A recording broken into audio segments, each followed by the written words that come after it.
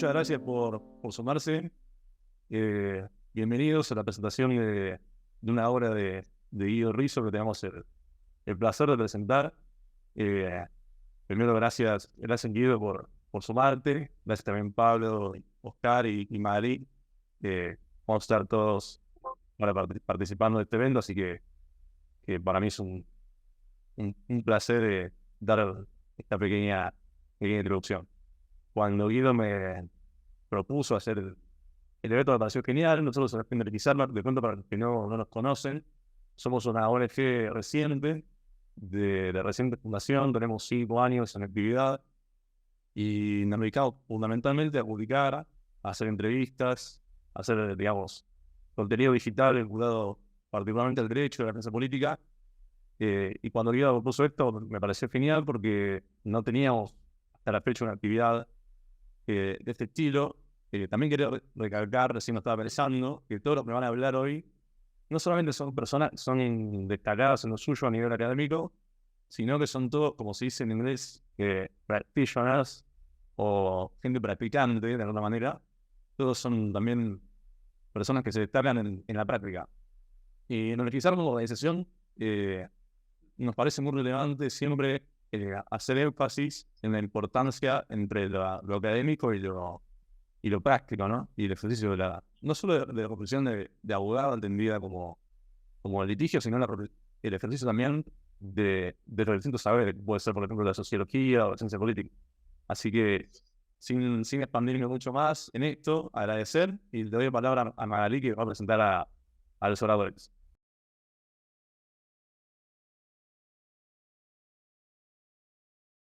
¿Qué tal? Buenas tardes a todos y todas. Eh, el primer orador es Oscar Blanco, es abogado de la Universidad Nacional de Rosario, doctor en Derecho también en la Universidad Nacional de Rosario, es profesor de grado de Derecho Político y de posgrado de Derecho Constitucional Profundizado, electoral y parlamentario de la Facultad de Derecho de la Universidad Nacional de Rosario y de otras unidades académicas nacionales y extranjeras. Es docente estable de la maestría en Derecho Público en la Universidad Nacional de Rosario, director de la Diplomatura en Estudios Avanzados en Derecho Electoral y Político de la Facultad de Derecho de la Universidad Nacional de Rosario, director de la Diplomatura de Estudios Avanzados en Derecho Municipal y Derecho a la Ciudad, exdirector de Reforma Política y Constitucional de Santa Fe entre 2011 y 2019, es autor de múltiples publicaciones, artículos y, entre otros libros, Reforma Política Argentina, un debate democrático pendiente, Legislación Electoral Santafesina, la Constitución de 1921, la verdadera Constitución Progresista de Santa Fe, Democracia y Boleta Única en Santa Fe, Derecho y Política de la Ley de Lemas a la Reforma Política y Constitucional en Santa Fe. Bueno, muchas gracias. Buenas tardes a todas y todos. Muchas gracias por la invitación. Especialmente agradecer al Observatorio Legislativo Argentino, a su director ejecutivo, a Tomás Brusco, que, bueno, tenemos una relación también de una diplomatura que hemos hecho en la Facultad de Derecho, también con Claudia, que está presente, y por supuesto la posibilidad también de comentar este libro con Guido. Eh, la, la verdad que publicar un libro es siempre una celebración, y por lo menos para el autor y para quienes estamos en estas cuestiones académicas, y presentarlo también, especialmente un libro de Guido.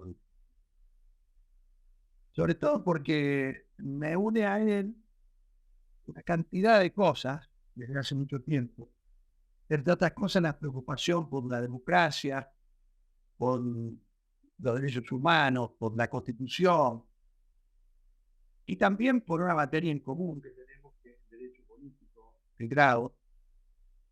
En mi caso, muchos más, 30 años más debo el derecho político en la Facultad de Derecho en Rosario.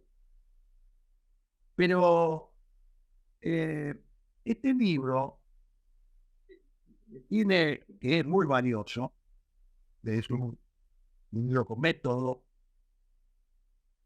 Está dirigido obviamente para docentes, para investigadores, para jueces, para quienes participamos de la vida académica, del derecho electoral.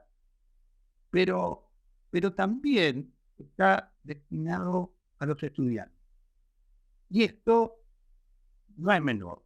Digo, este es un libro para que lo lean los estudiantes, para que estudien, porque a veces acostumbramos a escribir un poco nosotros lógicamente, ¿no? Para leerlo entre nosotros, para elogiarnos entre nosotros, pero es importante escribir para los alumnos. Tal vez recordando aquella máxima de la reforma universitaria, ¿no? Que decía que toda la educación es una larga obra de amar a los que aprenden. Y la educación universitaria y la educación en general tiene que tener como destinatario siempre a los estudiantes. Otra de los aciertos de este libro que presentamos es sin duda la incorporación detrás de cada capítulo, de cada tema, etcétera, de jurisprudencia. Y jurisprudencia no solo referida a la Cámara Nacional Electoral y sobre todo a la Corte Suprema, sino también a la Corte Interamericana de Derechos Humanos. Porque me parece que ahí está la cuestión, ¿no? El derecho convencional, el bloque de convencionalidad a través de los instrumentos de derechos humanos que han incorporado, porque es fuente principal del derecho electoral. Esto a veces es relativizado, incluso a veces por los jueces, pero me parece que es relevante, idea relevante en este texto. Este texto es, en definitiva, una saga, el autor lo dice, de 3 libros, Lecciones fundamentales de derecho político en 2011, Derecho político profundizado, el 2014 y Estudios sobre derecho electoral. Acá están los 3. Es decir, yo persigo hace tiempo a Guido, y el autor, Guido, en las palabras preliminares, sostiene que este libro se aboca al estudio de las reglas electorales entendidas como una parte necesaria de la gobernanza democrática. Me parece que esto es importante porque ahí alumbra una concepción o cómo concibe el derecho electoral, no como un sinónimo de legislación electoral sujeto a las codificaciones, a destinación, a los reglamentos, sino que al advertir cómo estructura con rigor el libro, en partes y capítulos, uno advierte cuál es su concepción de ese derecho electoral, porque habla de la democracia como sistema político, de los sistemas electorales, del diagrama constitucional argentino que incluye la autonomía institucional en materia electoral, pero también habla del sufragio, los partidos políticos, los organismos electorales y claramente el federalismo electoral, al cual me referiré luego, y por supuesto al derecho penal electoral, faltas, delitos electorales, que incluye el tema tan vigente y delicado de la relación del dinero y la política, también hablando del financiamiento, la narcocriminalidad, que seguramente profundizará el colega Pablo Leger, ¿no? Pero esta es un poco la concepción del derecho electoral, que yo digo que el derecho electoral es un momento de garantía y de legitimación de la democracia. Volviendo un poco a lo que les refería, el tema de las reglas electorales. Las reglas electorales son importantes, no son adornos en las elecciones. Organizan la competencia electoral, la representación política, regulan la forma en que se presenta la oferta electoral a fin de garantizar el derecho constitucional de elegir y ser elegido, genera condiciones de gobernabilidad, y también, sin duda, tienen impacto en el sistema político, en el sistema de partidos, en las elecciones, incluso en la forma de fragmentación o polarización que hay partidaria. Estas reglas, sin embargo, que no son neutras, nunca, tampoco son eternas y están sujetas a modificaciones, continuas modificaciones. Y a veces ahí está el problema. Guido dice, en su página 25 del libro, dice, estas reformas, que yo digo son endógenas, ¿no? Dice, él lo dice en estas palabras, pautas fijadas por las propias élites políticas. Y claro, esas pautas elegidas por los propios actores políticos, son en definitiva o tienden a implantar reglas que en el mejor de los casos las favorecen y en el peor no las favorecen, como dicen Escolar y Calvo. O más, claramente las reglas electorales pueden ser pensadas para mejorar el sistema institucional, dar mayor equidad y ampliar derechos, o pueden ser pensadas para perjudicar estratégicamente al adversario, como dice Flavia Fraile. Pero además pueden ser pensadas, y en estas épocas más aún, con criterios antipolíticos, a mi juicio inaceptables desde una perspectiva democrática. Me refiero a determinadas justificaciones a esas reformas a las reglas electorales. Justificaciones que a veces tienden a centrarse en la necesidad de reducir el gasto o el costo de la política. El ejemplo es el debate sobre la eliminación de las PASO, que se trata de codificar desde la eliminación, por eso, para ahorrar dinero. Y las PASO, por supuesto, pueden ser discutidas como cualquier regla electoral, con sus ventajas, sus desventajas, su posible reforma, su supresión. Lo que no puede ser admisible desde una perspectiva democrática es que se la pretenda modificar para ahorrar dinero. Es, reitero, incompatible con la democracia electoral. La democracia electoral no supone iniciar elecciones por falta de dinero.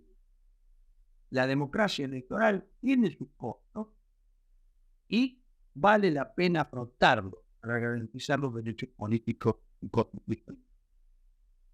Por otra parte, la Constitución dice algo muy claro. Los partidos son instrumentos fundamentales de la democracia, pero además dice que sus actividades van a ser sostenidas, van a contribuir al sostenimiento económico. Por lo tanto, haya PASO o haya interno, el Estado debe contribuir al sostenimiento económico de las elecciones, en todo sentido. Y hay una relación directa entre esas reglas electorales y los partidos políticos. Guido hace un análisis detallado del origen de los partidos políticos, su etapa preconstituyente, legal y luego constitucional, los sistemas de partidos, la evolución de la Argentina y su ineludible referencia al federalismo electoral. Pero digo, hay una íntima relación entre partidos y reglas electorales. Porque esto abre un debate. Un libro propone su derecho político y supone un debate político y académico. Yo hago una relación en este sentido y la atraviesa el libro, ¿no? Es decir, hay una relación entre partidos que son o están fragmentados, son débiles desde un punto de vista, con reglas electorales permisivas y un diseño electoral federal por lo menos complejo. ¿Por qué digo que hay partidos débiles o fragmentados y reglas electorales permisivas? Hay que leer el libro. ¿Qué quiero decir? A partir de la recuperación democrática, los partidos se presentaban como partidos nacionales fuertes, verticalizados, representativos, legitimados, con fuertes liderazgos. Con el paso de los años, y ahí hay un desarrollo que hace Guido, los sistemas políticos pasaron a tener partidos políticos desnacionalizados, territorializados, horizontalizados, frágiles en términos de dependencia, rendimiento, posiciones, y fuertemente impugnados por la llamada crisis de representación. Es más, Gerardo Sherry, un politólogo relevante, él dice que los partidos han dejado de ser en gran medida organizaciones nacidas y representativas de la sociedad civil para ser organizaciones estatales de gobierno. Por eso necesitan modificar las reglas electorales a fin de permanecer en el poder y obtener con su reproducción legitimidad social. No es una novedad que hay un problema. La Argentina tiene, por lo menos lo leía el 31 de mayo, 51 partidos nacionales y 731 partidos. Es el único país de la región donde un partido con reconocimiento en un distrito puede postular candidatos al Congreso. Y hay reglas permisivas. El derecho electoral federal lo demuestra. Colectoras, listas de espectros, acoples, lemas. San Juan hace poco derogó la PASO, implementó algo con otro nombre, pero claramente en ley de lemas. Y esto impacta, por lo menos en 3 dimensiones. Sobre la gobernabilidad, porque después de las elecciones los gobiernos no cuentan con un cuerpo legislativo propio y una oposición fragmentada, que no es interlocutora. Las mencionadas reglas dividen y debilitan los partidos. Es fácil competir por fuera para antes que someterse a la democracia interna. Y tercero, una oferta electoral desordenada, a veces ininteligible y repleta de opacidad que confunde el electorado a la hora de votar y perjudican el derecho de ejercer un voto dignado.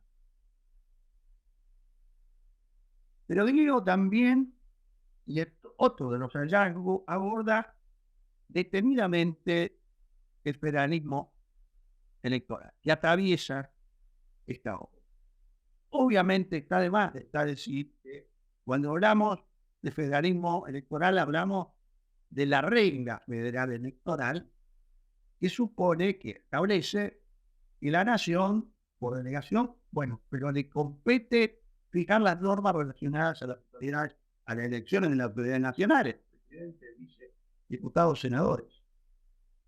Pero la Constitución garantiza, esta es la regla federal, a las provincias el establecimiento de instituciones y elecciones de autoridades sin intervención del gobierno federal y subordinada solamente a los principios de la vigencia del sistema republicano federal, artículos 5, 121, 122 y 120. Pero ese régimen federal electoral presenta una gran heterogeneidad normativa y complejidad. El libro, en su análisis, en su desarrollo, lo va señalando con claridad. Yo voy a hacer un punteo de esos temas. 1. No hay una ciudadanía política igual en todo el país. El ejemplo que lo da también, ¿no? Por ejemplo, de la ciudadanía de los 16 años. El ejemplo de Santa Fe, que durante muchos años, y por tener en su constitución el sufragio activo a partir de los 18 años, podía votar a presidente y a legisladores, pero no podía votar en una comuna o para la elección de un concejal.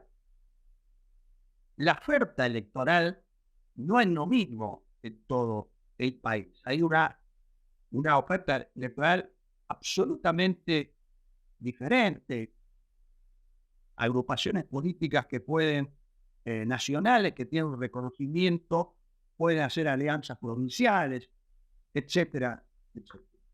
Las fechas de las elecciones no son las mismas, por eso cuando se quiere hacer un calendario electoral único, los gobiernos nacionales están en problemas. La simultaneidad de las elecciones y los sistemas de votación, claro, pero la simultaneidad, y ahí también hay una perla de Guido, haciendo referencia a esa ley, esa antigua ley, en 1859, la 15262, él dice, es una muestra temprana del federalismo de concertación. Y la verdad que es así. Y yo, como decía Tomás, estuve durante unos años claramente trabajando en la práctica, en la gestión. Justamente tuve que trabajar este federalismo de concertación cuando Santa Fe, que tiene boleta única de papel, quiso mantener sus momentos de votación en una elección simultánea. Y esto claramente, no lo voy a repetir, normativamente no se puede. La Corte lo ha dicho, la Cámara Nacional lo ha dicho, entre otras cosas porque se habla de boleta partidaria. ¿Y qué hicimos? Bueno, esa federalismo de concertación lo senté a la Cámara Nacional Electoral, a la Justicia Electoral con competencia federal en Santa Fe, al gobierno de Santa Fe y al Tribunal Electoral. E hicimos un convenio con elecciones en un mismo acto, en una misma mesa, con sistemas de instrumentos de votación diferentes. Cargos nacionales, boleta partidaria, cargos provinciales, locales, porque era para locales, con boleta única de papel. Y salió bien. Salió muy bien. En otro lado no salió también, pero en Santa Fe salió bien. Tampoco es igual cómo se eligen los representantes del presidente, mayoría, los gobernadores con mayoría diferentes, con sistemas diferentes. Los instrumentos de votación a los que se refiere también Guido, Santa Fe, Córdoba y Mendoza con instrumentos de boleta única de papel, Cava y Salta con voto electrónico, todo lo demás con boleta partidaria. Tampoco la selección de candidatos es la misma. En todas las provincias hay pasos, pero también hay pasos no obligatorios, hay ley de obligatoriedad interna y los tribunales electorales. A nivel nacional es el 1,5% de los votos válidos. En Santa Fe es el 1,5% de los votos del padrón electoral. Mucho más votos. Los organismos electorales, no digamos, diversidad de organismos electorales, que también toca el tema Guido, el régimen de financiamiento, la paridad, por suerte la paridad ha avanzado en su mayoría. Quiero decir, heterogeneidad normativa y complejidad. Pero además, y no voy a determinar esto, solamente tiro la punta para ir finalizando ya, hay un agregado, además de esto de la heterogeneidad y complejidad en materia electoral federal. Hay un tema que lo tratan muy bien Marcelo Leiras, Edward Gibson y Ernesto Calvo, entre otros, que lo que dicen es, de alguna manera, los gobiernos provinciales son débiles desde el punto de vista financiero, pero a su vez son políticamente fuertes y autónomos. ¿Cómo se entiende esto? Bueno, se entiende porque obviamente el gasto público está descentralizado, pero los ingresos tributarios están concentrados. la dependencia de los gobiernos provinciales respecto a la transferencia del gobierno nacional es para la mayoría de las provincias muy alta y es un tema muy importante, no solamente para las que dependen del presupuesto o de la coparticipación, sino para las que no dependen pero aportan más de lo que reciben. Es decir, hay claramente una dependencia, pero a su vez son gobiernos fuertes. ¿Por qué? Entre otras cosas porque claramente deciden la fecha de las elecciones, por ejemplo.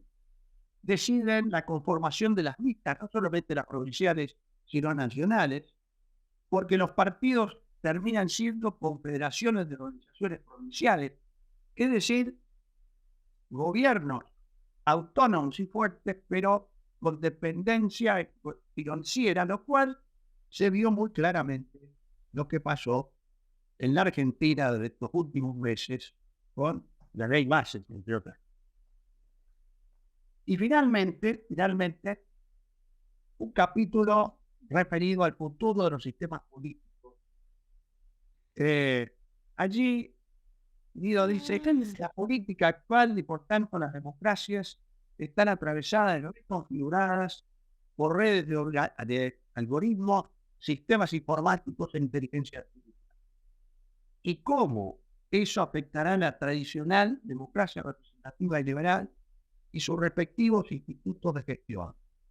Los partidos, el sufragio, el sistema de toma de decisiones públicas, los controles y hasta el modo de intervención ciudadana. Y da una serie de preguntas, y se hace una serie de preguntas, inquietantes preguntas, digo. Dice, ¿cómo esta innovación tecnológica impactará sobre los tradicionales sistemas de gobernanza, la democracia representativa en los sistemas electorales? ¿Cómo esta innovación tecnológica impactará sobre los tradicionales sistemas legales? Y más, dice, ¿es más democrática una ley escrita por un grupo de seres humanos que una ley escrita por un sistema de inteligencia artificial? ¿Es más justa una decisión adoptada por un juez humano que una decisión adoptada por un modelo de inteligencia artificial? Estas son las inquietantes preguntas. Yo creo que en temas de los sistemas automáticos, como se ha dicho, de decisión, me parece que no tienen la capacidad para resolver los conflictos propiamente políticos, es decir, aquellos que se ponen en cuestión los marcos, los fines y los valores. Pero ciertamente habrá que convivir con ellos. El problema es cómo y el grado de decisión que tendremos nosotros u otros. Ciertamente el desafío es enorme. Digo, lo propone como con crudeza, con realismo, y nos propone respuestas. Todos tendremos que dar respuestas sobre esto. Inquietantes y grandes desafíos. Así que digo, finalizo con felicitaciones por esto. Gracias. Muchísimas gracias, Oscar. Ahí, respecto a lo que planteabas, pensaba en la ciudad de Buenos Aires, por ejemplo, se implementó no hace mucho el voto electrónico mediante unas máquinas y, por ejemplo, se vulneraron normas elementales del derecho electoral, como lo son que en el cuarto oscuro esté solamente el elector, porque adentro del cuarto oscuro estaba la máquina, los fiscales, el presidente de mesa, o sea, todas las autoridades de la mesa dentro del mismo cuarto oscuro que el elector. Y obviamente que, por ejemplo, si uno lleva lentes, que yo no suelo usar, se ve en el reflejo, pueden ver qué es lo que está votando. Entonces ya le quita esta cuestión de lo que significa el cuarto oscuro y la posibilidad también, sin tener ninguna contaminación ni visual ni espacial, al elector la posibilidad de votar solo con su conciencia, ¿no? De sacar las máquinas del voto electrónico, además de no funcionar porque se puede cortar la luz y traer otros problemas, trajo este problema en particular, que es que el elector no está solo dentro del cuarto oscuro, contrario a lo que dice el código electoral, ¿no? Se conforman cuartos oscuros con todas las personas, pues, 5 o 6 personas en el mismo cuarto. Voy a presentar a Pablo Juan Liga, que es abogado de la Universidad de Buenos Aires, ha realizado posgrados nacionales e internacionales en Derecho Penal y Constitucional, tiene trayectoria de más de 23 años en oficinas de diferentes jurisdicciones del país, y actualmente es magistrado del Ministerio Público de la Defensa de la Nación y defensor federal en Pehuajó. Un gusto, Pablo, que nos puedas hablar. Buenas tardes, ¿qué tal? Bueno, no, un gusto para mí. Agradecer la invitación de Tomás y de todo el equipo. La verdad que participar y tener que decir algunas palabras al lado de semejantes maestros como Guido y como Oscar, no voy a estar a la altura, pero bueno, algo podré tal vez aportar, o si no, que quede en el aire. Yo quiero agradecer, bueno, a Guido sobre todo. Felicitaciones también a mí, las felicitaciones que dijo Oscar. Eh, tuve la suerte también de poder compartir alguna colaboración en este libro, y sobre todo también en esta saga que Oscar mencionó en el primer libro de Lecciones Fundamentales de Derecho también, honrado con algún capítulo, así que bueno, más que agradecido. Y hay una temática, le aviso a Oscar que no voy a ir por el lado del derecho penal, pero sí podemos luego hablar tal vez del delito del lavado de activos, no hay ningún problema, podemos compartir algo. Pero sí voy por el lado de un tema que con Guido también hemos dialogado y trabajado, estudiado desde hace un tiempo, que esto que señala también obviamente en este libro que se está presentando, que tiene que ver con la diferencia en lo que tiene que ver con la democracia formal y la democracia sustancial, donde Guido concluye en que la democracia latinoamericana en sí hay un ejercicio de poder concentrado en lo formal y lo sustancial está totalmente dejado de lado. Eh, y eso demuestra la debilidad de la democracia actual, está en crisis, en resolver los problemas y atender los problemas de la sociedad, ¿no? Totalmente ejercida por grupos de poder interesados que en lo que tiene que ver con la democracia e incluso con lo formal, lo que todavía está fuerte y permanece vigente es esto del sistema electoral, los votos, la elección, las candidaturas. Eso, por suerte, todavía se mantiene firme, más allá de todas las características y críticas que se pueden hacer y que recién Oscar también mencionaba, a lo largo del país, totales diferencias y demás. Pero bueno, hay saliendo de lo que tiene que ver con lo formal, con lo electoral, con los votos, la participación ciudadana, entiendo que ahí encuentra el límite. No hay ni siquiera este principio de representatividad, está totalmente limitado, está debilitado, porque a la hora de que los representantes del pueblo, que fueron elegidos por el pueblo, vayan a tratar de solucionar en el Congreso de la Nación a través del dictado de leyes lo que la sociedad quiere o busca con el voto, no se encuentra, no hay una representación en sí. Volvemos a los grupos de poder, donde lo sustancial queda en segundo o tercer plano, digamos. Y ahí surge la pregunta, o sea, interesa el cómo llegar al poder y no para qué se llega o qué se hace con eso. Entonces ahí, obviamente que cabe la pregunta de hasta qué punto el gobierno es ejercido en nombre del pueblo, ¿no es cierto? Ves en la fotografía, en la elección, y cada 4 años, cada 2 años y demás, eso está vigente, pero luego a la hora de llevar los intereses del pueblo está totalmente desvirtuado.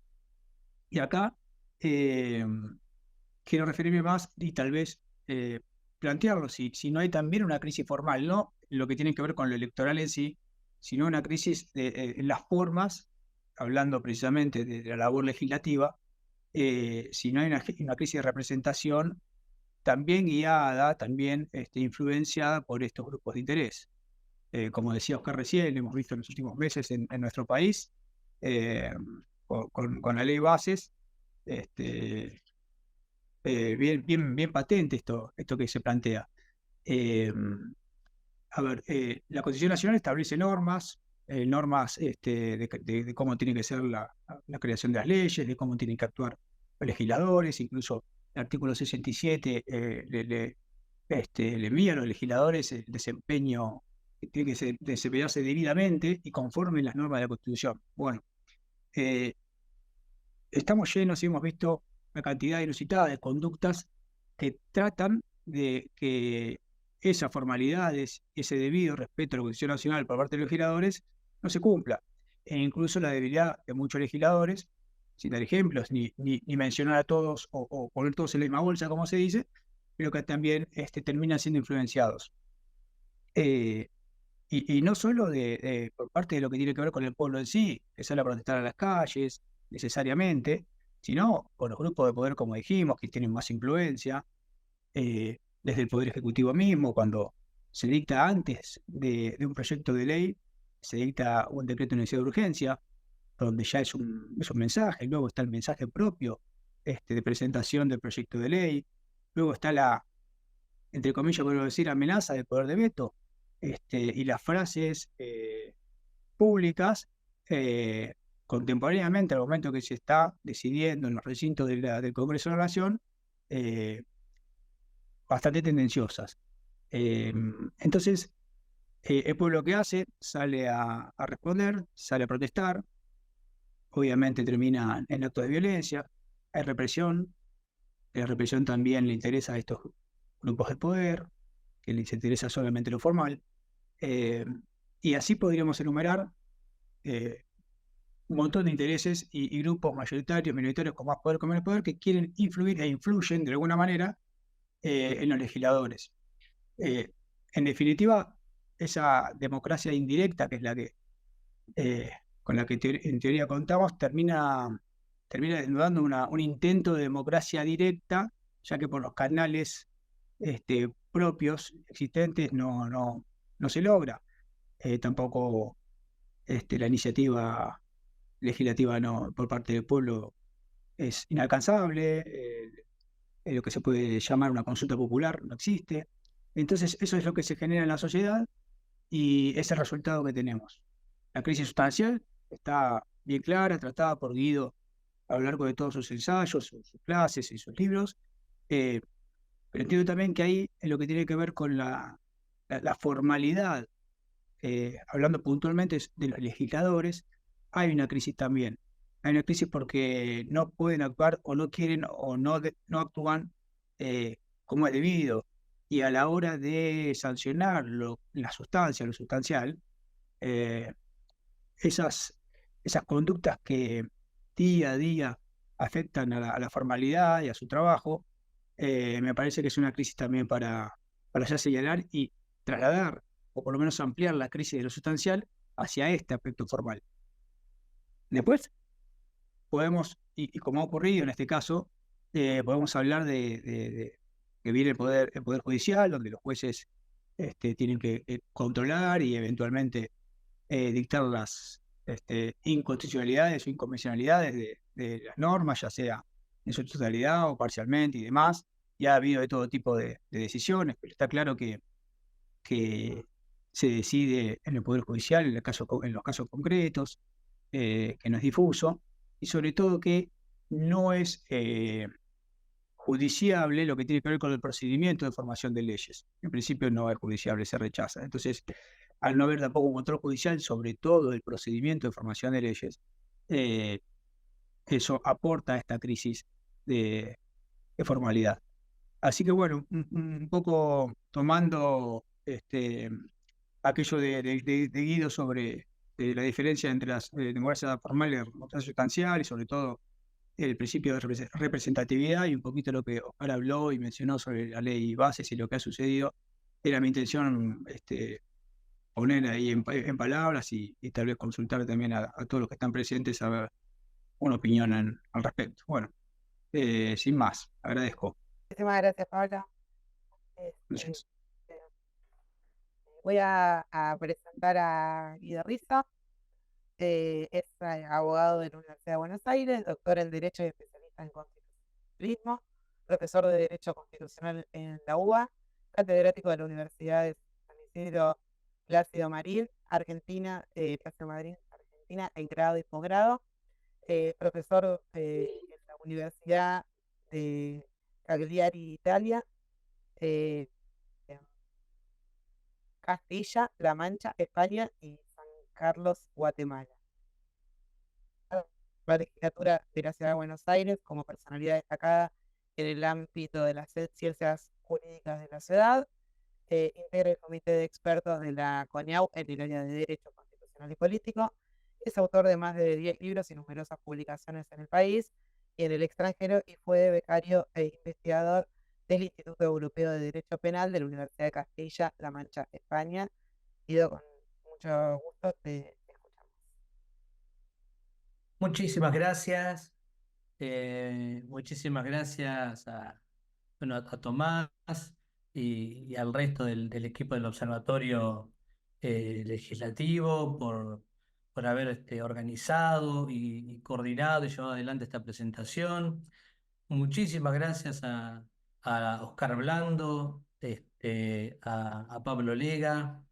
Eh, Realmente que en un libro sobre derecho electoral, Oscar Blando es un lujo que pocos pueden darse, así que lo valoro y lo aprecio muchísimo. Eh, Oscar casi que me leyó la mente porque mi presentación comenzaba justamente contando que este libro completaba un ciclo de trabajo y de investigación que tiene que ver con el derecho político y que fue iniciado, como bien lo señalaba Oscar, con lecciones fundamentales de derecho político, luego derecho político profundizado y finalmente este trabajo sobre derecho electoral. Em, Creo que de este modo se cierra, si bien siempre estas cuestiones están abiertas, también lo señalaba Oscar, a debates, a observaciones, a reformas, pero académicamente se cierra este ciclo pensado originalmente para los estudiantes, porque esto surge cuando yo tomo la cátedra de Derecho Político de la Universidad Abierta Interamericana y luego de San Isidro, y allí me propongo que haya un material de trabajo para la asignatura y aparece Lecciones Fundamentales de Derecho Político, y luego se expande con estos dos trabajos. En el medio aparece un librito chiquito sobre democracia y derechos, estudios sobre democracia y derechos, que bien podría ahí colarse en esta trilogía, pero lo cierto es que la matriz son estos tres libros que señalaba y que mostró Oscar. Em, bueno, mi participación, mis palabras son básicamente de agradecimiento a la editorial Amurabi, como siempre, por acompañarme ya desde hace muchísimos años en mis proyectos, a los amigos que están también hoy aquí. eh, Insisto, con la presencia de Oscar Blando, uno de los referentes, una persona de lectura obligada cuando uno necesita informarse, instruirse en materia de derecho político, derecho electoral, uno de los maestros del derecho político, sin ninguna duda.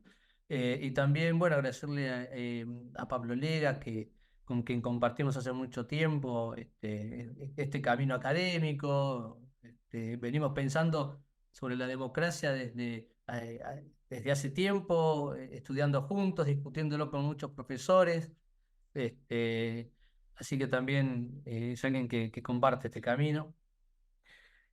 Yo simplemente quiero señalar una reflexión, un disparador, para poder conversar ahora, si quedan unos minutitos o seguir pensando más adelante. Y tiene que ver con la crisis en la erosión democrática que se observa a nivel global, ¿no? Esto no es una cuestión local, no es una cuestión regional. La crisis de representación, la crisis de legitimidad de los sistemas de gobernanza, de los sistemas políticos, es global. Países con una enorme tradición constitucional están padeciendo esta erosión democrática en el norte global, de modo que aquí, en el sur, con instituciones y con a veces menor tradición en materia constitucional, esos defectos y esa erosión avanza con otra velocidad. Yo lo que quería señalar es eh, simplemente algo que observo. eh, Creo que podríamos conversarlo para anticiparnos, y es con cierta desdemocratización de los sistemas políticos. Eh, con el avance de la tecnología, de la inteligencia artificial, de los algoritmos, cómo esto está impactando, cómo esto está acelerando los tiempos, está acelerando los cambios, la reconfiguración de las sociedades, esta sociedad digital en la que vivimos, en breve, con mayoría de los denominados nativos digitales, donde se van a reconfigurar términos y conceptos tradicionales que nosotros heredamos del iluminismo, del racionalismo, es decir, conceptos que tienen 200, 250 años, conceptos fundamentales como la libertad, la autonomía, que serán reconfigurados. Y creo que un elemento que tenemos que tener en cuenta es los reclamos de las nuevas sociedades, las sociedades digitales, y cómo están comenzando a poner en crisis nuestro sistema representativo. Este sistema representativo en donde el trono lo tiene el sufragio. El sufragio es el elemento fundamental del sistema representativo de la democracia liberal, a tal punto que pareciera que todo aquello que sucede entre elección y elección carece de suficientes canales de comunicación entre representantes y representados. Es decir, lo que yo vengo diciendo desde hace tiempo y escribiendo es la soledad institucional en la que opera el sufragio. Esta soledad ha sobrecargado el sufragio de expectativas por parte de la ciudadanía, de responsabilidades. Esta soledad institucional, además, comienza a interactuar con una sociedad reconfigurada, es decir, hay un desacople en términos sociológicos, en términos culturales, entre el periodo histórico en el cual se pensó el sufragio y las sociedades actuales. Todos sabemos que el voto periódico, el sufragio, fue diseñado desde y para aquellas primitivas sociedades del siglo XIX, debido a lo cual, con el avance del tiempo, se ha ido desconfigurando gradualmente hasta quedar expuesto ante los ciudadanos del siglo XXI como un mecanismo deficitario a la hora de cumplir suficientemente con su función de representación, comunicación y control, ¿no? Esta dificultad del sufragio, como decía recién, ¿a qué se debe? Bueno, en primer lugar, a la falta de instrumentos concretos y mecanismos institucionales idóneos que lo complementen.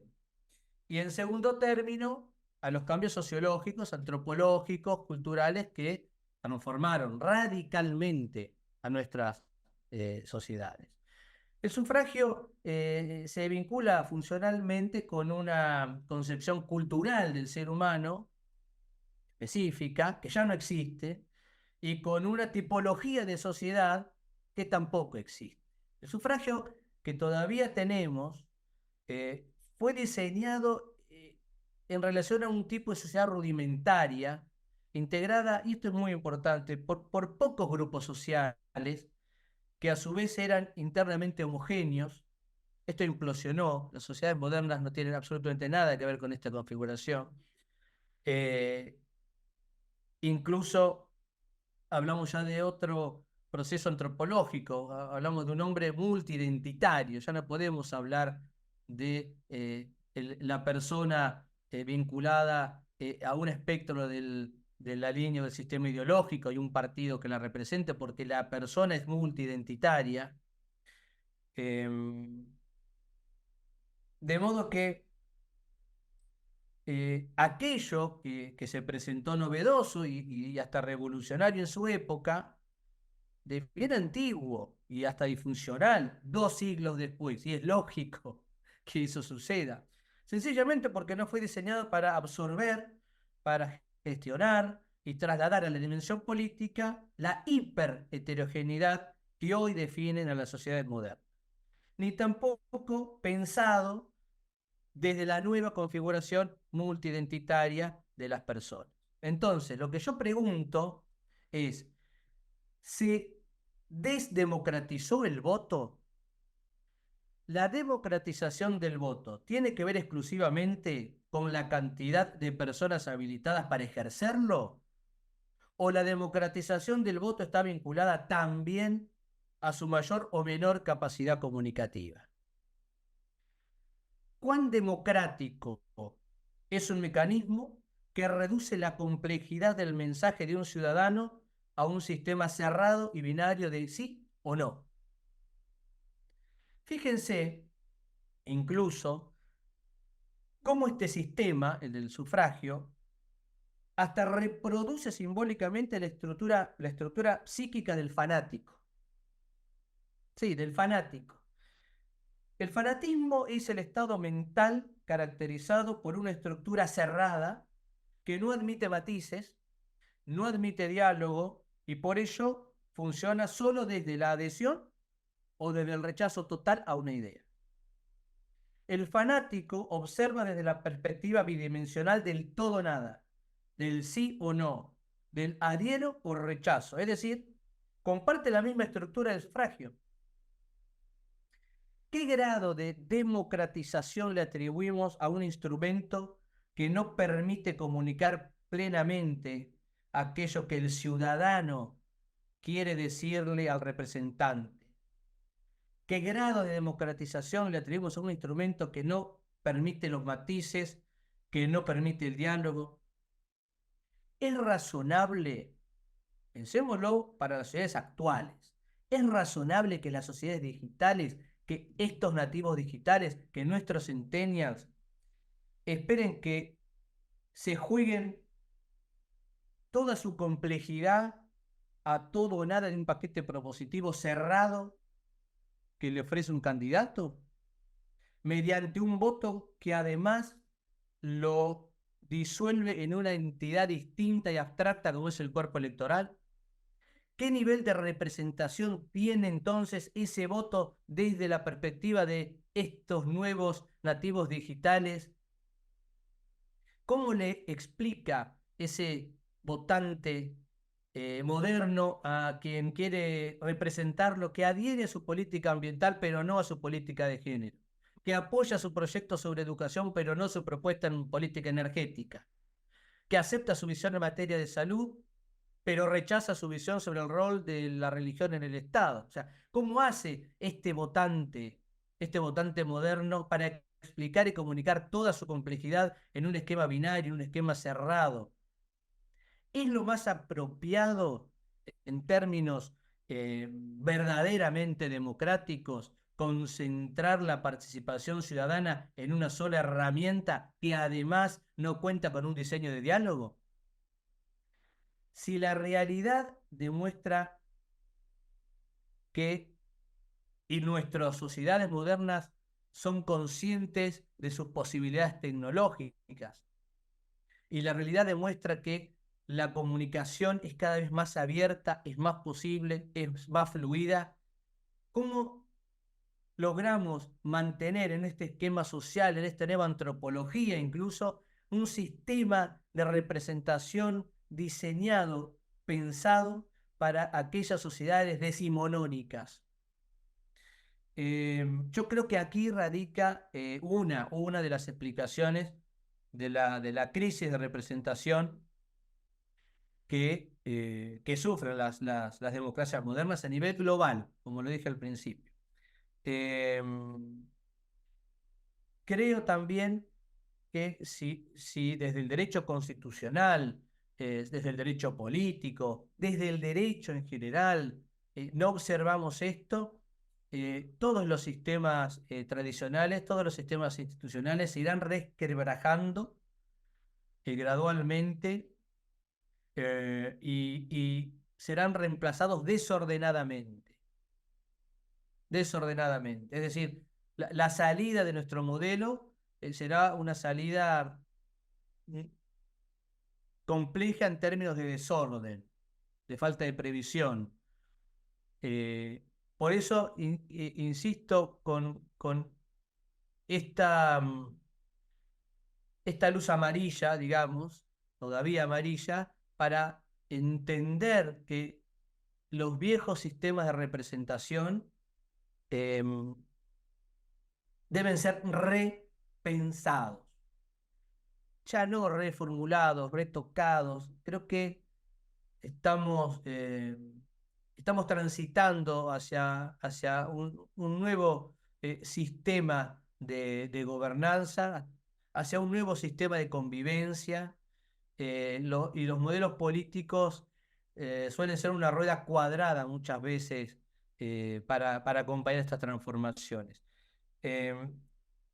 Insisto, soy breve y voy terminando, en que creo que aquí está el mayor desafío del constitucionalismo, del derecho, en entender cómo esta crisis de representación con el modelo tradicional, liberal, con las herramientas tradicionales, es muy difícil que se resuelva.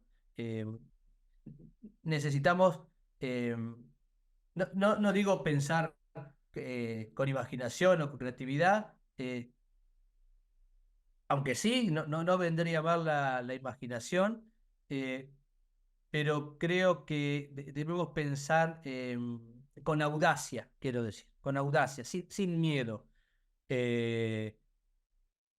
despegándonos de mucho de lo conocido, de la nostalgia, del amor por el pasado y por ciertos institutos que han funcionado, que han sido útiles, pero que ya no lo son.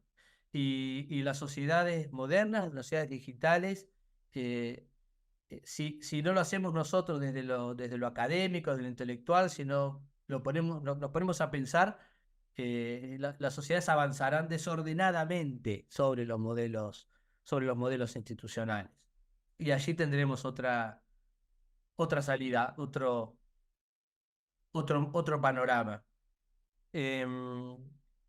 Bien, simplemente quería decir esto, agradecer nuevamente a Tomás por la organización, a Oscar, a Pablo, a todos los que están aquí presentes y dejar abierta la posibilidad de dialogar, conversar sobre estas cuestiones, si es que así estaba pensado Tomás. Muchísimas gracias a todos. Muchísimas gracias, Guido. Hacer un comentario parafraseando un poco a Schmider y Terry, que dice que el voto es una parte importante de la democracia, pero no es lo que la define exclusivamente, sino hay otras cuestiones que tienen que ver con nuestro derecho a la expresión, con el respeto y respecto a la Constitución Nacional. Hay otro montón de cosas que hoy vemos que no se dan.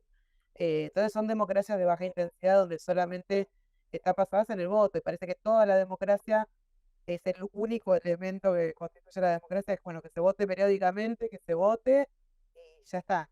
Y todos los mecanismos que hay de participación ciudadana, de participación de la sociedad civil y demás, se van desgastando porque las autoridades muchas veces no toman en cuenta esas agendas ni esos espacios de participación ciudadana que sí, los poderes, principalmente en dos, en el legislativo y el ejecutivo, entonces eso también va desgastando esta democracia y la va convirtiendo, le va quitando la intensidad a la democracia, y va quedando solamente esto, bueno, solamente votamos periódicamente, ¿y qué pasa con todo lo demás? ¿Qué pasa con poder ir a una marcha y poder manifestar algo sin tener una consecuencia que implique, por ejemplo, la privación de tu libertad, ¿no?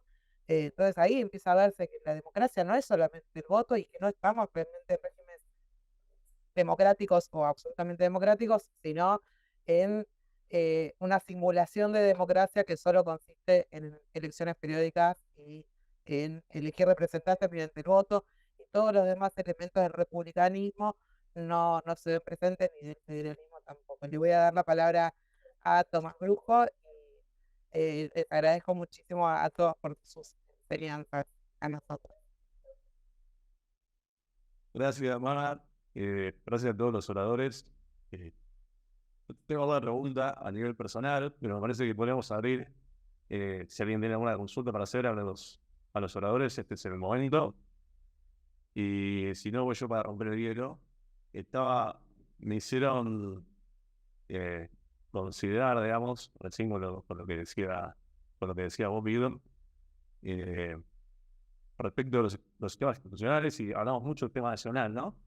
Y estaba pensando que a nivel provincial, de alguna manera, hay una cierta similitud entre los poderes legislativo, ejecutivo, judicial, a nivel provincial y a nivel nacional, ¿no? Se da la misma estructura, y es entendible porque son grupos muy grandes de personas.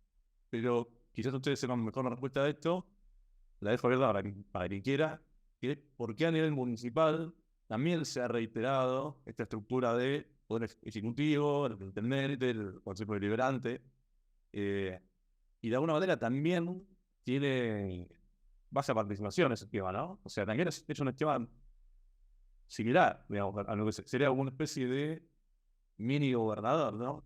El intendente muchas veces, por lo menos en el esquema orgánico, yo lo veo con muchas similitudes. Y después reflexionar muy rápidamente, preguntarles si quieren comentar, me voy a anotar acá para no olvidarme. Me interesó mucho el concepto de soledad institucional, me parece novedoso, pero mencionaste vos también, Guido. ¿Cómo se relaciona eso con la participación o la falta de participación ciudadana? Como habías mencionado desde el punto de vista del Poder Judicial, el ciudadano que está fuera del Poder Judicial, ¿cómo se vincula con eso? Y si puede esta participación ciudadana limitar ciertas falencias que mencionaste de la estructura estatal, ¿no? O de la normativa. No sé si te referís más a cuestiones estructurales o más a cuestiones normativas.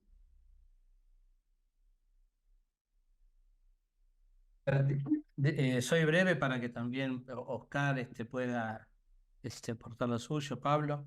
Yo cuando me refiero a la soledad institucional del sufragio, lo que estoy significando es que el sufragio fue, digamos, la democracia liberal, el sistema representativo, un mecanismo extremadamente revolucionario, novedoso, positivo, extraordinario, que fue pensado para un tipo de sociedad con cierto nivel de composición sociológica, es decir, con cierta homogeneidad en las estructuras sociales, con menos grupos sociales y esos grupos internamente más homogéneos. Actualmente las sociedades son muy distintas a aquellas sociedades rudimentarias en las que se pensó el sufragio, desde las cuales y para las cuales se pensó el sufragio. Las sociedades actuales, sobre todo la sociedad actual, la de hoy, la que en breve será una sociedad mayoritariamente integrada por nativos digitales, es una sociedad extremadamente abierta, una sociedad de diálogo, de comunicación, una sociedad de redes sociales, de interacción constante, de la comunicación automática. El sufragio es un instrumento que, como yo lo señalaba, es un instrumento pensado desde la lógica binaria, es un cerrado, es al todo o nada, es sí o no a algo. En la psicología moderna, esto ya no es tan absorbible como lo era en la psicología de las sociedades primitivas del siglo XIX. La ciudad moderna es una ciudad más compleja, o sea, mucho más eh, eh, multiidentitaria. Entonces, el sistema queda chico. El sistema queda chico. Em, por esa razón es que hablo de la soledad institucional del sufragio, es decir, es el único puente de comunicación entre representantes y representados. Eh, Todos los demás canales no existen. Eh, los hay, en el derecho comparado hay otros canales de comunicación entre representantes y representados. De modo que cuando hay un solo canal de comunicación, ese canal se sobrecarga. Y si además el modelo de comunicación es un modelo cerrado, binario, entonces ahí hay una sobrecarga de la comunicación. Y el sistema político se encuentra justamente saturado, si no da respuestas. Eh, por eso hay una desvirtuación institucional, es decir, esto tiene que ver incluso hasta con el modelo de Estado, ¿eh? No es solo una cuestión de los poderes. Creo que el modelo de Estado, nuestro sistema tradicional también, pensado hace siglos, eh, yo creo que ya está cayendo desde hace por lo menos 30 años. Yo veo la crisis desde los años 70, una crisis muy profunda, en donde estamos caminando hacia otro sistema de convivencia, de gobernanza, y se aceleran los tiempos. Yo creo que todo será distinto en 10 años. O sea, no estamos hablando de tiempos, no, nosotros vamos a poder observar estos nuevos modelos, ¿no? Yo creo que en 10 años vamos a realmente a observar modelos comunicativos, modelos de gestión, modelos de gobernanza muy diferentes al actual, muy diferentes al actual.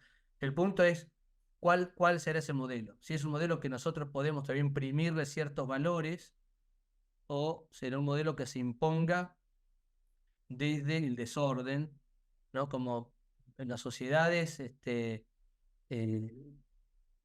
o salen a través del miedo y desordenadamente, o a través de un programa, ¿no? Entonces, el desafío académico, intelectual, es comenzar a hablar de cuáles son las puertas de salida, ¿no? Empecemos a señalizar cuáles son nuestras puertas de salida para que no haya costos, para que no haya tragedia. Entonces, nuestra tarea es, bueno, pensemos puertas de salida. eh, Revisemos los botes. Este, esa es un poco mi preocupación, digamos, ¿no? Es un poco lo que subyace en todo lo que vengo escribiendo desde hace por lo menos 10 años.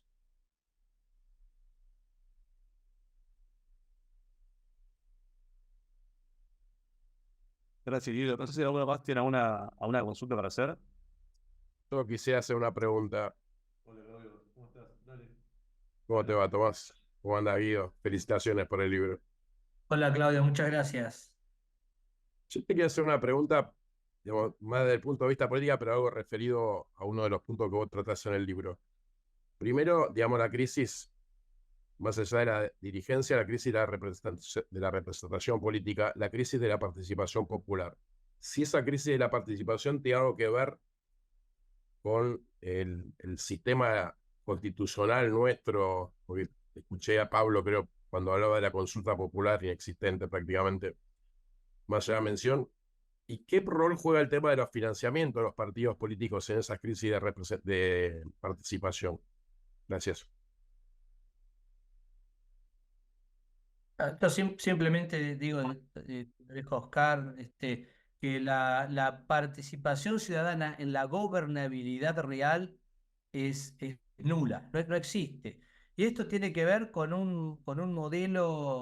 eh, con un modelo institucional diseñado para cerrar todos los canales reales de participación ciudadana en la gobernabilidad.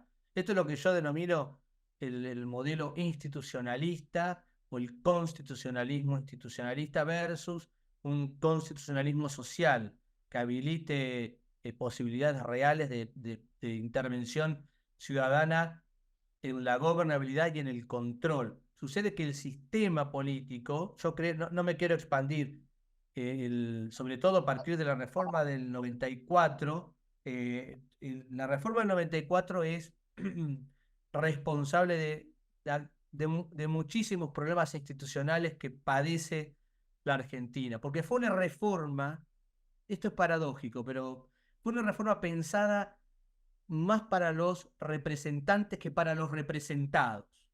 Es un traje a medida de los representantes. Eh, Esto hay una explicación que en otro momento que con gusto la doy, pero tiene que ver también con el modelo institucional que se cristaliza en el 94.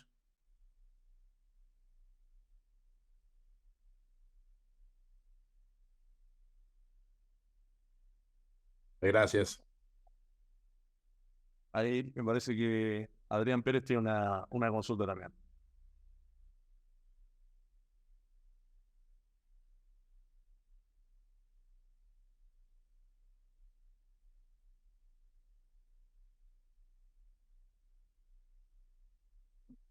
Adrián, te damos la palabra. Me había escrito Adrián, pero si no, alguien más quiere preguntar. Está Selene, ¿no? ¿Querés hacerlo por escrito?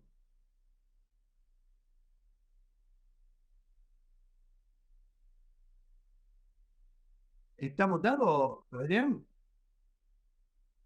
Ahí escribió que no le andaba el micrófono, por eso Tomás le estaba invitando a escribir la pregunta. Ok, dice Adrián que dejemos. Em,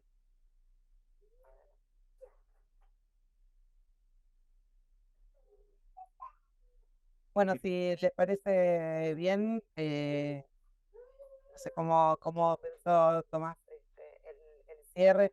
Sí, quería marcar un detalle pequeño que es que el Estado es la población, el territorio y la soberanía, que el problema no es el Estado, sino la forma en la que se administra el Estado, que en estas ideas que plantea Guido de qué forma tenemos que pensar al futuro, tenemos que pensar en qué forma las instituciones dan respuesta a los problemas reales de la ciudadanía, y para eso también hay que pensar el Poder Judicial, el rol que tiene que cumplir y que no está cumpliendo actualmente. eh, y, y también, como planteaba Tomás, hay tres niveles del Estado y en eso también hay que poder evaluar cómo se da a nivel subnacional, los gobiernos provinciales y municipales, esa democracia que necesitamos, que es que verdaderamente se cumpla con las necesidades del pueblo, que para eso es que están conformados los estados, ¿no? Para satisfacer las necesidades de su pueblo. Bueno, les agradezco muchísimo. eh, Me parece muy importante la lectura de este libro y le doy la palabra nuevamente a Tomás. Muy agradecida con todos ustedes. Gracias, nada, no, simplemente agradecer también. Gracias por haber asistido. Espero que podamos también repetir un evento como este, de estas características. Y finalmente invitarlos, para quienes no conocen, quizás para quienes no conocen lo que hacemos y bueno, nuestra actividad, que puedan entrar a organizar.org. Ahora vamos a dejar en el chat el link y bueno, ahí pueden ver un poco sobre la actividad la actividad nuestra. Así que nuevamente agradecer y nos estamos viendo pronto.